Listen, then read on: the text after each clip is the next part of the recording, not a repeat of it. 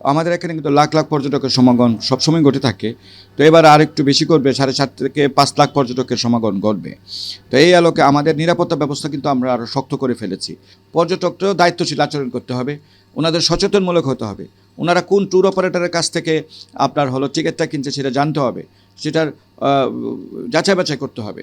এবং যাচাই বাছাইয়ের জন্য একটা গুরুত্বপূর্ণ আমাদের এক চ্যাপ্টার রয়েছে, ট্যুরিস্ট পুলিশ 01320 160000 অথবা 01715058350।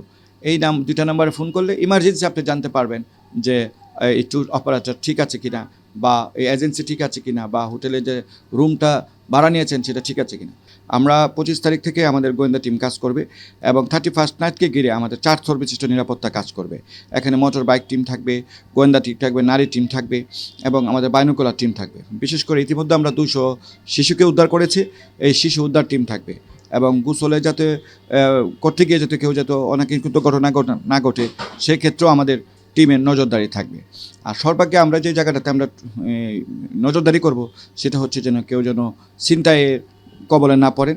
সেই জায়গাতে আমাদের প্রোঅ্যাক্টিভ অ্যাক্টিভিটিস আমরা নিয়েছি। অনেক ছিনতাইকারী ইতিমধ্যে গ্রেপ্তার হয়েছে, আর যাদেরকে লিস্ট আমাদের কাছে চলে আসছে পেশাদার ছিনতাইকারী, তাদেরকে শীঘ্রই আমরা গ্রেপ্তার করে ফেলব। এবং যেটা আপনি বললেন যে দুষ্কৃতি করার কোনো সুযোগ বা অনাকাঙ্ক্ষিত করার কোনো সুযোগ আছে কিনা, সেই ক্ষেত্রে আমাদের চেক ব্যাগ সম্পূর্ণভাবে 4 দিক থেকে নিরাপত্তা চাদরে ঢাকা থাকবে। কাউকে কোনো ধরনের দুষ্কৃতিমূলক অ্যাক্টিভিটিস করার কোনো সুযোগই দেওয়া হবে না।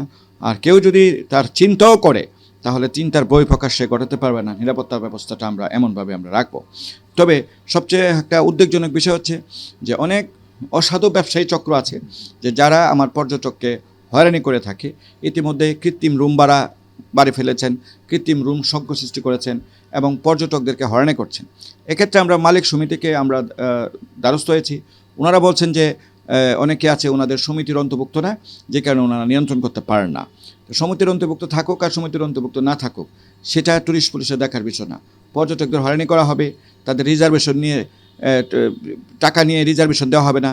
আবার রিজার্ভেশন আসলে আবার 2 দিন পর আবার তাদেরকে আবার অন্য লোকের কাছ থেকে বেশি টাকা নিয়ে তাদেরকে বের করে দেওয়া হবে। এই যে অব্যবস্থাপনা, এই অব্যবস্থাপনা কিন্তু নেতিবাচক পর্যটনের একটা অশনি সংকেত।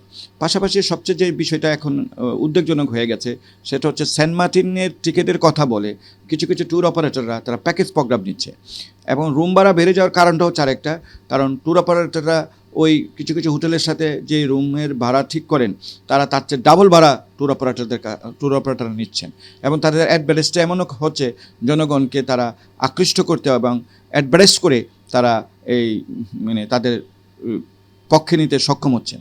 এক্ষেত্রে অনেক পর্যটকরা প্রতারণার শিকার হচ্ছেন এবং তারা সে অফারে রাখছেন যে তারা সেন্ট মার্টিনের টিকিট দিবেন।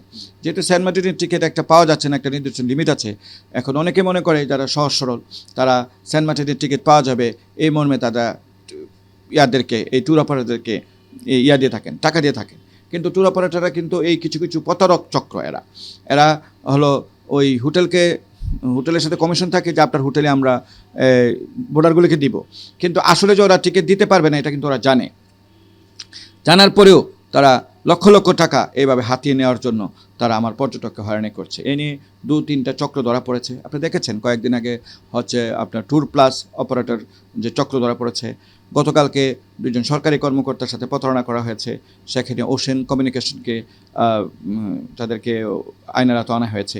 তো এই আলোকে এটা আমাদের জন্য অনভিপ্রেত এবং এই ট্যুর অপারেটরদের যে সমিতি সেই সমিতিকে জানানো হয়েছে। কিন্তু দুঃখজনক বিষয় হচ্ছে এই অপরাধীদের সমিতির অনেকেই এই অপরাধ চক্রের সাথে জড়িত।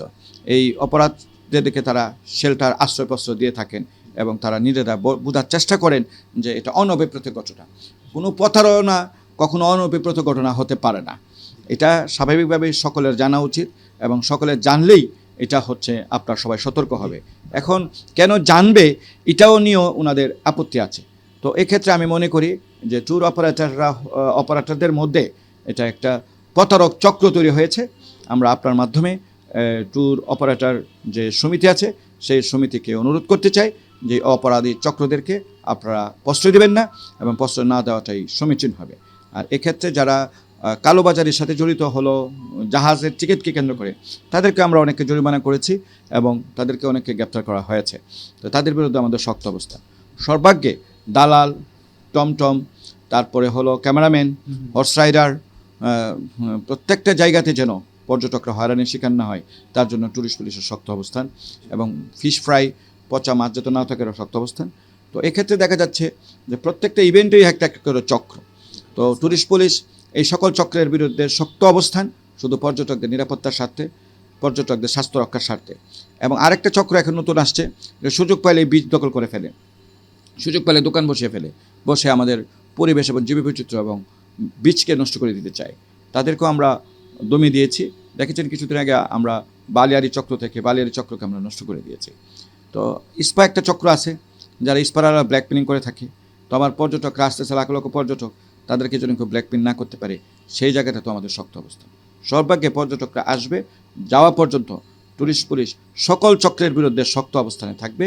এতে কোন চক্রের গায়ে লাগলো, কার গায়ে লাগলো না, কার সম্মানহানি হলো, কার সম্মানহানি হবে না, এটা ট্যুরিস্ট পুলিশ দেখবে না। ট্যুরিস্ট পুলিশ শুধু পর্যটকদের হয়রানির বিরুদ্ধে কাজ করবে।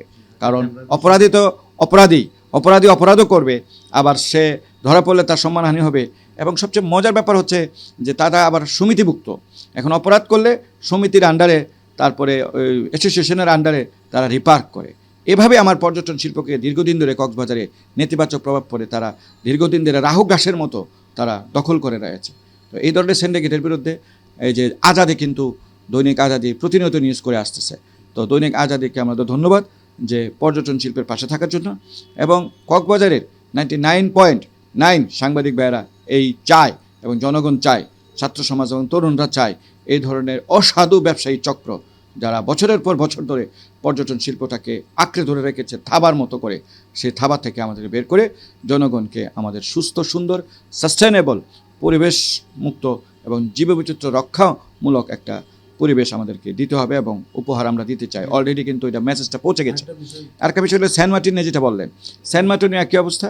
সেন্ট মার্টিনেও আমরা শক্ত অবস্থানে আছে, সেখানেও যেন কোনো সিন্ডিকেট বিজনেস কেউ না করতে পারে, সেই জায়গাটাতে আমরা নজরদারি করব।